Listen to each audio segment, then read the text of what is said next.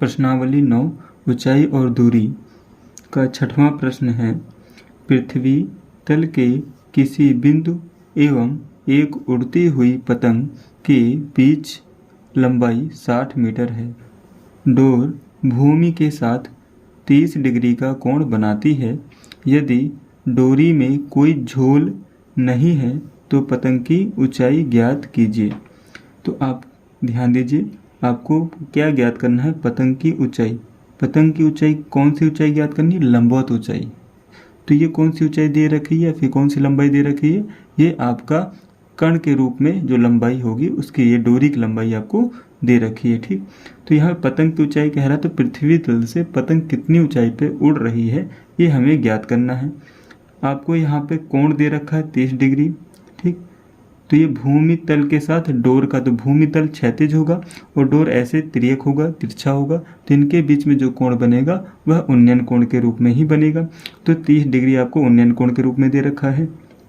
ठीक, और पतंग, और जिस जगह से कोई इसको पतंग को उड़ा रहा है उस बिंदु से ना, तो कह रहे हैं पृथ्वी तल के किसी बिंदु से, तो किसी बिंदु पर कोई व्यक्ति इसको उड़ा रहा होगा पतंग, तो जिस बिंदु पे पतंग उड़ाया जा रहा है वहाँ से, और पतंग जहाँ तक उड़ रही है, जिस ऊंचाई पर पतंग उड़ रही है, उनके बीच की जो दूरी होगी, अर्थात उनके बीच में जो डोर की लंबाई है वो 60 मीटर आपको दिया गया है। ठीक, चलिए इसका हम पहले चित्र बनाते हैं।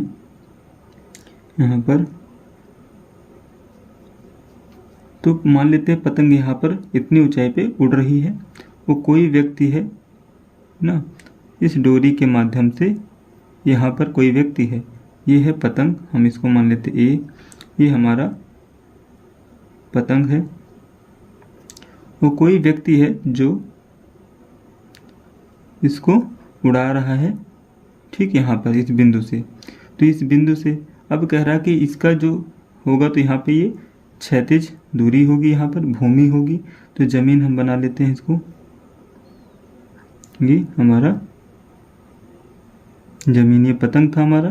पतंग को डोरी के माध्यम से उड़ाया जा रहा था, यहाँ पे डोरी है ये। ठीक, वो यहाँ पर व्यक्ति खड़ा होकर उड़ा रहा है, तो ये पतंग की ऊंचाई भूमि के साथ कुछ न कुछ ऊंचाई होगी।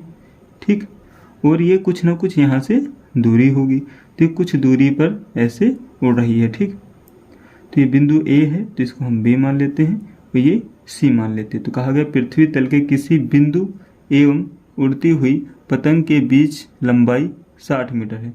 तो जो ये लंबाई है आपकी, ये लंबाई आपको 60 मीटर दिया है। ए सी कितना दे रखा है आपको? 60 मीटर, ये इस लंबाई की बात हो रही है। ठीक, और भूमि के साथ डोर, ये डोर जो है ये डोर है आपकी। ठीक, ये क्या है? डोर है। डोर ये भूमि है,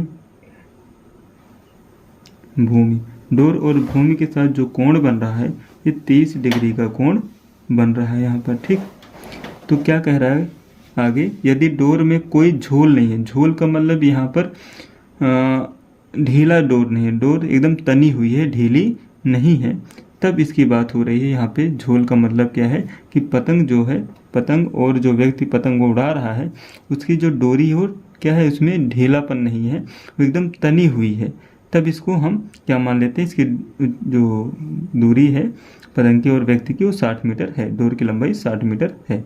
ठीक, तो यदि डोर में कोई झोल नहीं है तो पतंग की ऊंचाई ज्ञात करिए। पतंग की ऊंचाई कहाँ से? भूमि से कितनी ऊंचाई पर उड़ रहा है, तो ये हमें ज्ञात करना है। इसको हम मान लेते हैं ये h मीटर की ऊंचाई पर पतंग हमारा उड़ रहा है। ठीक, तो अब आप यहाँ पे इस चित्र के माध्यम से देख पा रहे होंगे, इसमें जो दे रखा है क्या, लंबवत दूरी दे रखी है और एक कण का मान दे रखा है। ठीक, ये समकोण त्रिभुज का निर्माण हो जाता है इस प्रकार।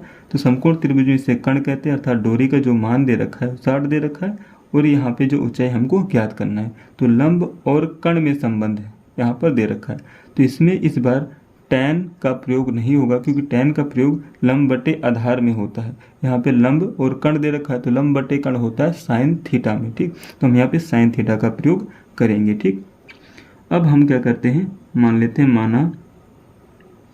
माना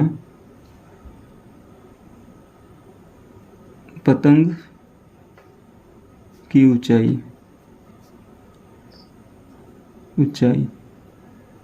यहाँ पर ऊंचाई ए बी है, कितना है ये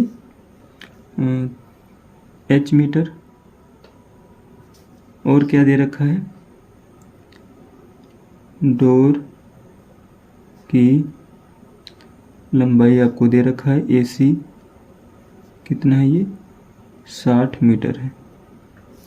उन्नयन कोण, आपको कोण जो थीटा का मान दे रखा है यहाँ पे, आप उन्नयन कोण कह सकते हैं इसको। तो उन्नयन कोण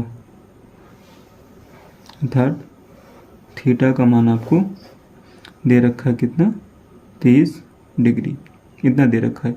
अब हम यहाँ पे क्या करने वाले हैं, इसमें संबंध देखते हैं क्या बन रहा है। तो ये लंब और कण का संबंध बन रहा है, इसे हम कण कहते हैं, ये लंब कहते हैं, इसे आधार कहते हैं। ठीक, तो लंब और कण का संबंध बन रहा है। तो हम यहाँ पे साइन थीटा का प्रयोग करेंगे।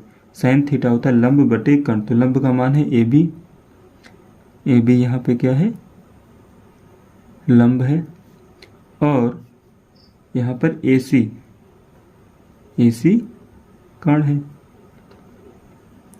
अब यहाँ पर देखिए थीटा का मान कितना है 30 डिग्री। तो अब यहाँ पे क्या लिखेंगे हम, साइन 30 डिग्री बराबर ए बी का मान h माना है हमने, तो h हो जाएगा। वो ए सी का मान कितना है यहाँ पे 60 मीटर, ये आपको दिया गया है। अब क्या करेंगे, अब हमें पता है साइन 30 का मान यहाँ पे लिखना है। साइन 30 का मान कितना होता है, इस साइन 30 का मान होता है 1/2। कितना होता है 1/2, ये h/60 यहाँ पे हो जाएगा।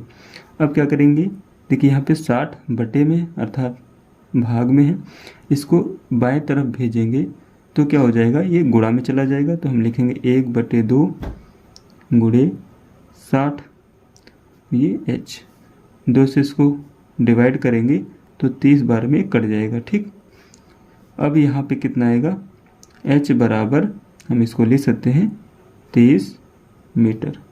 तो अब h क्या है, हमारा पतंग की ऊंचाई, तो ये ए बी था, h है ना, पृथ्वी तल से ए बी का मान ही हमें निकालना था। तो लिखेंगे अतः पतंग की ऊंचाई कितनी है ए बी, ये है आपका 30 मीटर। तो ये प्रश्न आपका हल हो चुका है।